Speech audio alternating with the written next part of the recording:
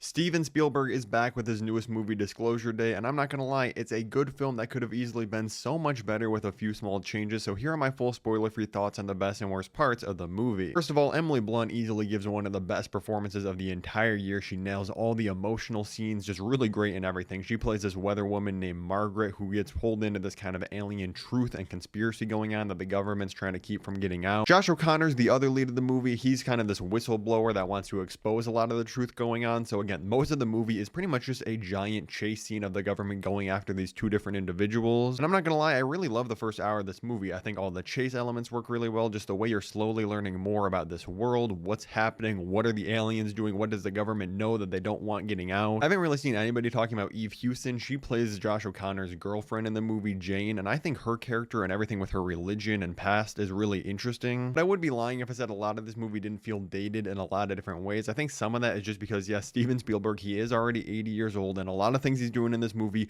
are things he's been doing since the 70s and 80s, and a lot of that works, but again, it's kind of things I've seen before, and it feels like this is a movie pulled from the 80s in a lot of ways, good and bad. The real way it feels dated is not in the Spielberg elements. It just kind of feels like a super generic, like, action thriller movie you'd watch in the 2010s and kind of forget about immediately after you watched it in a lot of ways. Because like I said, there's really good performances all throughout this film. Coleman Domingo is another one who gives a great performance, but he's kind of just in a room by himself talking on a phone for most of the film, which feels like a waste of potential. As I mentioned, yeah, it's pretty much a big chase scene, and the stakes keep building and building throughout the entire film, which is really enjoyable when you're watching it. But then we get to the end of the film, and again, no spoilers, but I think the ending, like the last 30 minutes, is somehow both the best and worst part of this movie. Let me explain what I mean by this. Because everything in this last 30 minutes is legitimately great. Like, all the scenes on their own are amazing. It's a lot more whimsical than I was expecting, but it did kind of work for me. Again, it just keeps building and building until they get to this really great scene, but then the movie kind of just ends. I was like, wait a second, you're telling me there's not another 30 minutes from this point in the film? Because despite this movie being 2 hours and 30 minutes long, it somehow feels like it ends very abruptly and either needed another 30 minutes onto the runtime,